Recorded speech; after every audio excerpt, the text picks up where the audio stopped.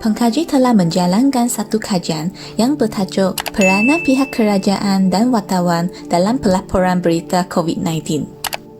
Dalam kajian ini, terdapat beberapa persoalan kajian. Yang pertama ialah, apakah saluran media yang digunakan oleh pihak kerajaan dan wartawan untuk melaporkan berita COVID-19? Kedua, apakah cabaran yang dihadapi oleh pihak kerajaan dan wartawan ketika membuat pelaporan berita COVID-19? Dan persoalan kajian ketiga ialah, apakah peranan jawatan pihak kerajaan dan wartawan dalam penyampaian maklumat COVID-19 yang tepat kepada masyarakat? Secara khususnya, terdapat 3 objektif kajian. Pertama, kajian ini bertujuan untuk menganalisis saluran media yang digunakan oleh pihak kerajaan dan wartawan untuk berkomunikasi dengan masyarakat mengenai COVID-19. Kedua, kajian ini dijalankan adalah untuk mengenal pasti cabaran yang dihadapi oleh kedua-dua pihak dalam usaha menyampaikan maklumat berkenaan COVID-19. Objektif kajian ketiga adalah untuk mengenal pasti peranan yang dimainkan oleh pihak kerajaan dan wartawan dalam usaha menyampaikan maklumat COVID-19 yang tepat kepada masyarakat.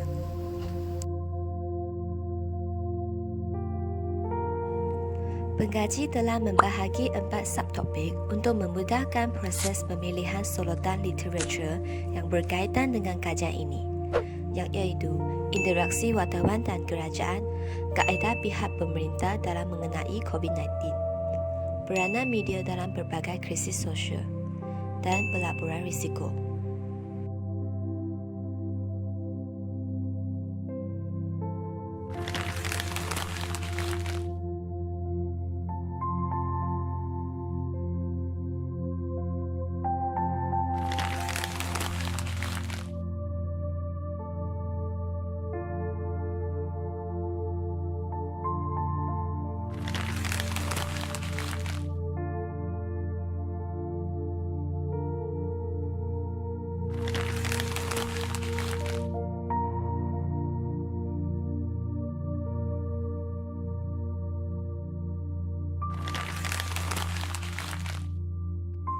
Teori yang digunakan dalam kajian ini ialah teori kesempurnaan media.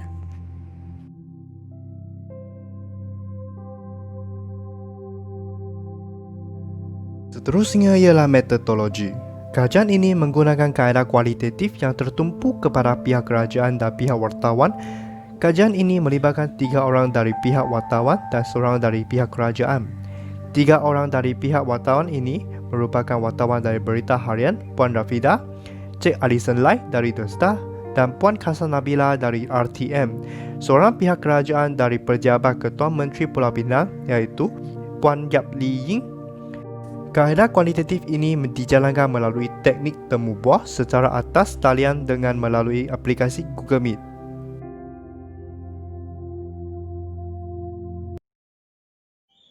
Dapatan kajian kumpulan kami meliputi 3 objektif utama, antaranya saluran media yang digunakan dalam melaporkan berita COVID-19.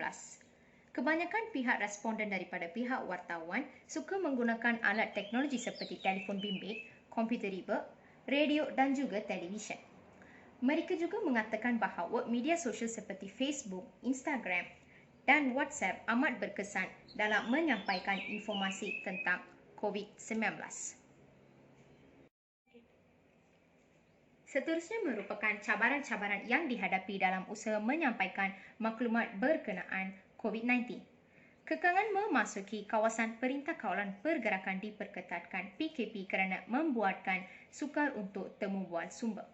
Penyebaran maklumat palsu yang menyebabkan responden membazirkan masa dengan tenaga membuktikan kesahihan sesebuah berita tersebut. Responden juga menghadapi persoalan daripada orang biasa yang sangsi akan jumlah statistik yang dilaporkan oleh media dan kerajaan. Cabaran-cabaran ini diatasi dengan memasuki kawasan PKPD dengan mematuhi SOP yang telah ditetapkan. Penyebaran maklumat palsu diatasi dengan penggunaan laman web sebenarnya.my. Peranan yang dimainkan oleh responden dalam melaporkan berita COVID-19 responden pihak wartawan mendapatkan maklumat melalui sidang media dan kenyataan media. Pihak kerajaan dan wartawan saling memudahkan penyaluran maklumat tentang COVID-19 melalui sidang media dan kenyataan media. Tiada banyak perubahan dari segi tugasan yang dijalankan, kebanyakan informasi diperoleh melalui temu bual bersama sumber secara atas talian. Dapatan kajian yang seterusnya adalah daripada responden pihak kerajaan. Dapatan kajian ini dianalisis bagi mencapai keputusan terhadap objektif yang telah digunakan di dalam kajian. Terdapat 5 soalan yang telah digunakan untuk menemu bual pihak kerajaan bagi mencapai objektif kajian yang telah dijalankan.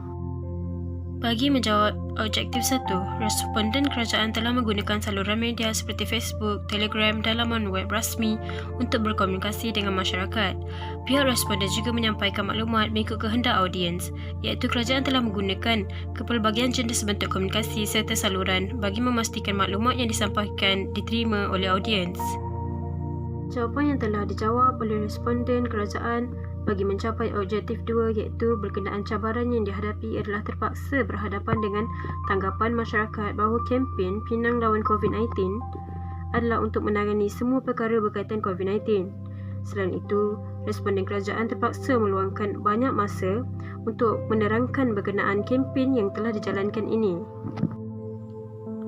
Dan akhir sekali, responden kerajaan iaitu Yap Lee Ying telah menjawab soalan yang diberikan berkaitan dengan objektif 3 iaitu berkenaan peranan yang dimainkan iaitu mereka telah menjalankan kempen Pinang lawan COVID sebagai inisiatif kerajaan negeri untuk menyampaikan maklumat sahih dan terkini berkaitan COVID-19. Responden kerajaan telah mengumpul dan mendapatkan maklumat daripada pihak berkuasa dan pihak yang bertanggungjawab. Kandungan yang telah dibuat adalah khusus bagi masyarakat di Pulau Pinang sahaja. Responden kerajaan juga telah membuat kolaborasi dengan media tempatan iaitu pasukan dari Bulletin Mutiara. Baiklah, bagi perbincangan, objektif pertama kami adalah saluran media yang digunakan oleh pihak kerajaan dan juga pihak wartawan semasa berkomunikasi dengan masyarakat.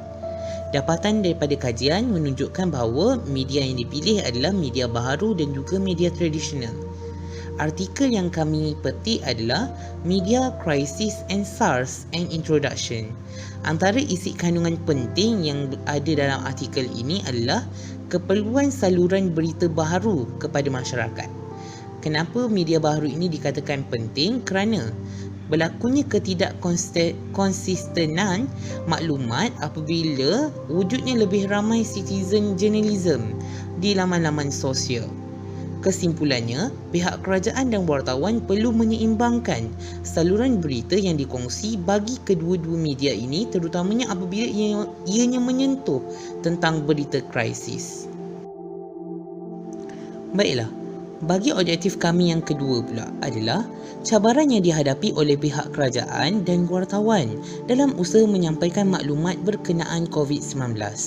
Dapatan kajian menunjukkan bahawa sekatan perjalanan dan citizen journalism merupakan cabaran yang dihadapi oleh pihak kerajaan dan wartawan. Berdasarkan laporan Alia Al-Hadri, sekatan kerajaan antara cabaran wartawan melaporkan COVID-19. Antara isi kandungan artikel ataupun laporan ini adalah hampir 77 buah negara menyekat wartawan dari melaporkan mengenai COVID-19 dan ini dikatakan sebagai tiada kebebasan media. Mengapa keperluan kebebasan media itu perlu wujud? Kerana ingin menyampaikan laporan yang telus dan bermanfaat kepada masyarakat.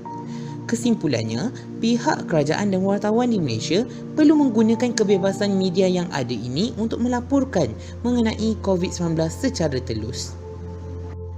Baiklah, bagi objektif kami yang ketiga, iaitu untuk mengenal pasti peranan yang dimainkan oleh pihak kerajaan dan wartawan dalam usaha menyampaikan maklumat COVID-19 yang tepat kepada masyarakat.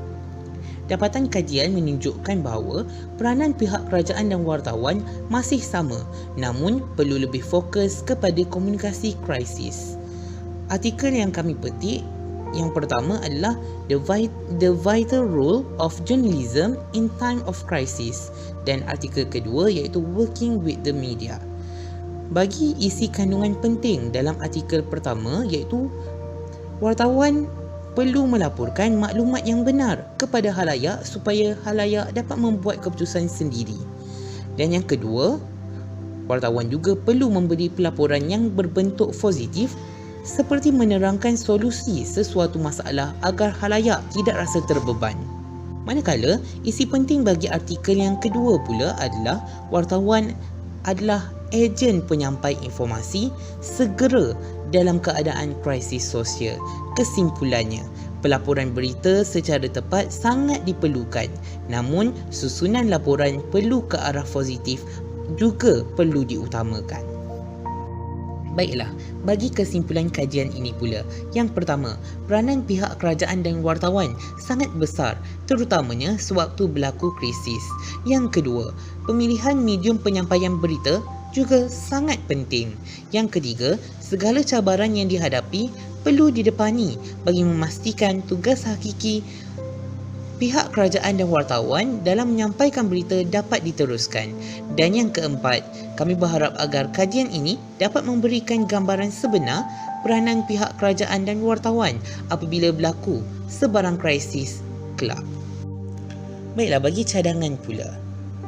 Yang pertama, kajian ini memerlukan masa yang lebih panjang untuk mendapatkan hasil kajian yang lebih baik dan menyeluruh.